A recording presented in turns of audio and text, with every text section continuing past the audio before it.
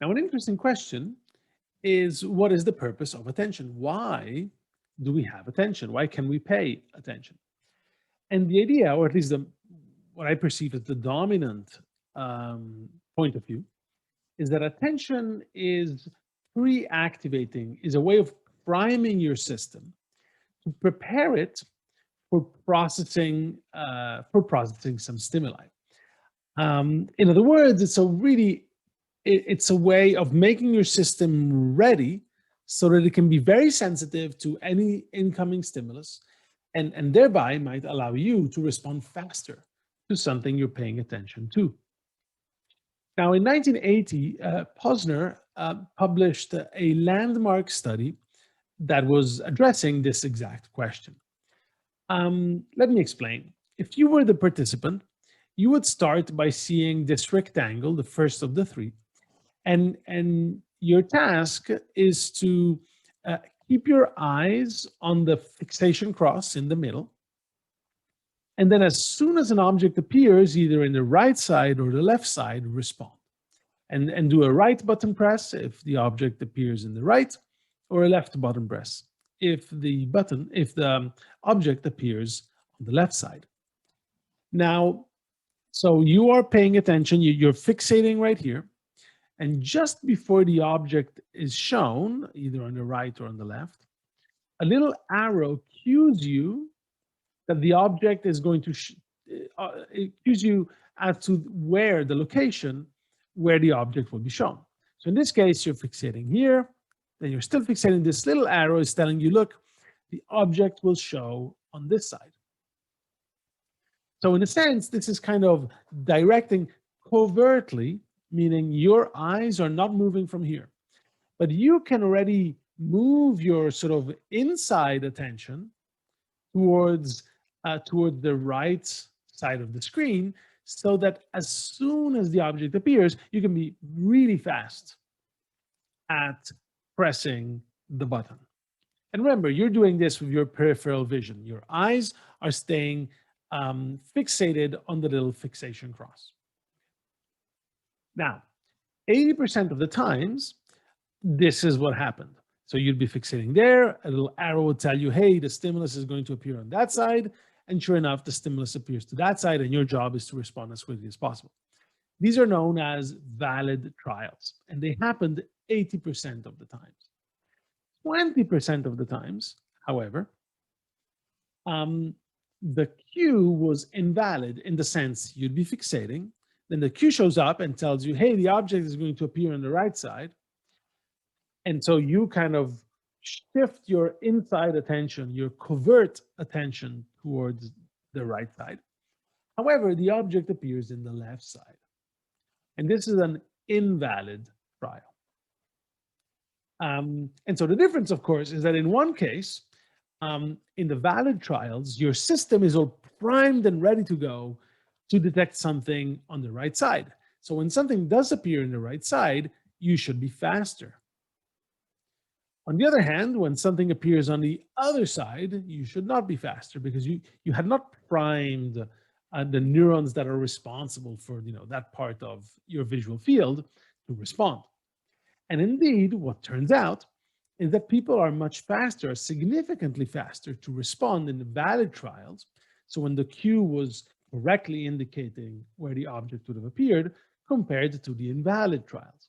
And see, the fact that the response times are faster when the correct location is cued supports the idea that as you allocate your covert attention to a certain location in space, what this does is pre-activate and prime, fire up the neurons that are responsible for that part of the visual field so that they're ready to go as soon as something shows up.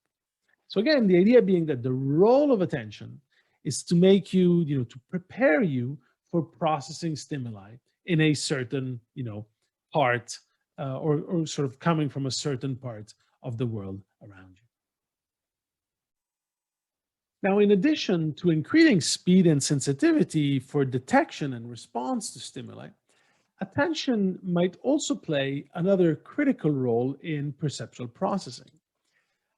Specifically, according to a theory known as the feature integration theory by Anne Treisman, attention is needed in order to combine or bind distinct features into a coherent perceptual object. If you think of it, as you'll remember, our visual cortex has segregated modules that are tasked to detect the presence of a line or edges or the identity of a certain shape or its color or its position in space. And so the idea is that one role of attention is to bring together these separate aspects of an object into a coherent object. So take, a shape and attach it, for example, to a color. And see, Anne Treisman noticed that when she queried participants um, as to the identity of the objects that they were not attending to, so this is in the context of an experiment where participants had to attend to certain things and had to ignore others. So when she asked, do you remember anything about the objects you were not paying attention to? She noticed that often participants committed so-called conjunction errors. For example, if let's say these three objects were were three of the objects that were being shown, at times they would say, oh, I saw a yellow ellipse, or maybe I saw a purple triangle. So in other words, they appeared to commit binding errors. They would bind a shape with the wrong color or with the color of a different object. And so from here, and Treisman conjectured that the reason this was happening was because one of the roles of attention is to bind the different features of an object into a coherent perceptual object. And indeed, one interesting experiment that she did was that at times, rather than just telling participants that some objects would have appeared in the background and that they didn't have to attend to them, she would provide a label. So she would say, she would give a name to each object, a descriptive name. And as soon as she did that, participants, when they did remember the objects that they were asked to ignore, they never committed conjunction errors. And that is because the label in of itself is already a form of binding. So for example, this could have been an ice cream cone, and then this could have been, a little puddle of water. And so the labels in of themselves are already binding the features of these objects. So you don't need attention to bind them anymore. They're already bound by the label. But if you don't have another means of binding these perceptual objects, you need attention in order to put the shape together with the color. Now, before going on, allow me to demo a task. I'm going to show a picture, and what I need you to do is as quickly as possible to find the target. If you want, just kind of to help you make a note of how long it took you to do this search, as soon as you find the target, just tap with your finger on the table. Okay, just so you can get a good understanding of how long it takes you to do the task. Ready? 3, 2, 1. It was probably immediate.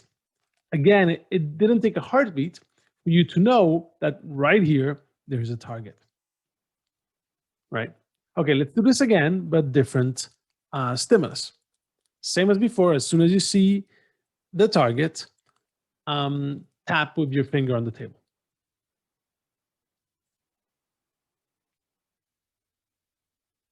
Now, if you've never played the game, this particular game, you are looking for Waldo, this fellow right here, who is somewhere in this image. Now, if you want, you can pause and have lots of fun and procrastinate for about an hour, hearing the rest of this lecture. Alternatively, let me help you. Waldo is right there. And now this these two demo exemplify two things. First, They are both examples of what is known as a visual search task. So these are tasks when you're trying in a visual display to find a target amidst other stimuli considered distractors. And this is the task that has been used most often to address the idea of binding and the feature integration theory. The second thing that these two demos exemplify, they illustrate two fundamentally different types of visual searches.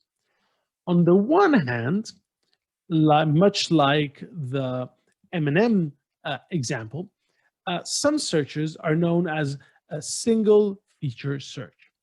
Now, in these searches, the target is screaming at you, I'm right here, right? And this is known as the pop-out effect. See, you are looking for something that differs from everything else in one dimension. That's why we call it a single feature search. Look at this example right here. So you're looking for a green rectangle among a bunch of red rectangles. And the green rectangle is screaming at you, I'm right here. And see, the reason why it's screaming at you, it's because there's a single feature that allows you to pinpoint the target, much like in the M&M example earlier. Color here allows you to discriminate the target from everything else.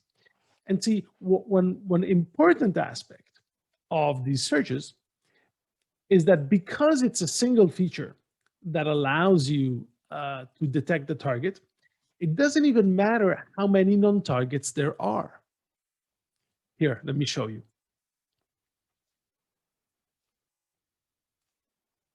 Very easy to find. Still very easy to find. Still very easy to find, right? The number of distractors in the screen doesn't affect how easy it is to find the target. And the reason is because you have to process just one feature, color. One feature, color, is enough to tell apart target from non-targets. And see, to process a single feature, you don't need attention. That you can do automatically. According to the feature integration theory, what is hard to do is when you have to bring together and bind multiple features in order to detect the target. Now, there you need attention. See, in these types of searches, you don't need attention. The stimulus just jumps out at you, does what is known as a pop-out effect. It pops out at you. So here you don't need your conscious attention to find the stimulus, as compared instead to the other type of search where you do need attention. And again, just to give you the same example with the M&Ms before we move on to the second type of searches, it doesn't matter how many distractors there are. You could find that red M&M in a sea of blue M&Ms. Again, that's because it takes only one feature to tell the target apart from the distractors. Now, in the case of the Where's Waldo example, that's not the case. Waldo is distinguished by the other people in the picture because the other people in this picture share some features of Waldo, just don't have all of the features of Waldo. And this is known as a conjunction search. It's a search where you can't distinguish the target from the distractors based on one property. It has to be 2 or 3 properties together. In the case of Waldo, it has to have glasses, the little hat, and the t-shirt has to be striped white and red. And see, if you go back to that slide, you will see that there are other individuals that have a red and white striped shirt. There are other individuals that have glasses, but no individual has both the glasses and the shirt and the hat. So that's what is known as a conjunction search. In order to find the target, you need a specific conjunction of multiple features. Each feature by itself is not enough to find the target. So let me do another demo, and you'll be the participant again. What you have to do, I will show us a display here. And what you have to do is you have to find the target. The target is an oblique red rectangle, the slanted red rectangle. Ready? Just like before, when you find it, tap your finger on the table so you can get an understanding of how long it took you. Ready? 3, 2. And see this one, it won't take you as long as doing the Where's Waldo game, but it might take you a little while to notice that the slanted one is right here. And see, the problem is that in order to find this rectangle, knowing that it's slanted is not enough, because also all the green ones are slanted.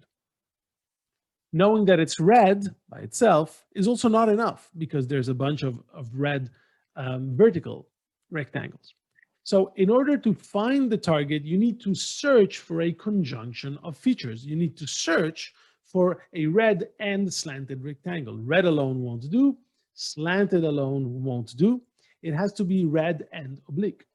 And see, this is where attention becomes important, because you can only bind the features if you allocate attention to something.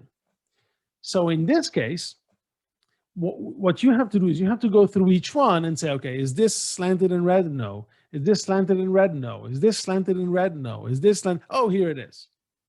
Okay. So the idea is that because attention is necessary to bind the multiple features, this search is difficult and takes time, because you have to look at each one. I mean, not that overtly, but you have to scan each one with attention in order to detect if it has the right conjunction of features. And see, in this case, how many distractors there are matters, because you have to go over each distractor and scan each one to tell if it has the right conjunction or not. So in this case, again, I'll demo it. Here, it's kind of easy to find that it's this one. But see, the more I put, the harder it becomes. So the reason is that unlike the M&M search, or unlike pop-out searches, here you have to scan the whole visual field until you stumble on the right one. And the reason is that you have to direct your attention on each distractor is because in order to bind the two different features, you need attention. And this is the basic idea underlying the feature integration theory. So this could be one more thing that attention is giving us, is the ability to bind multiple features into a single coherent object.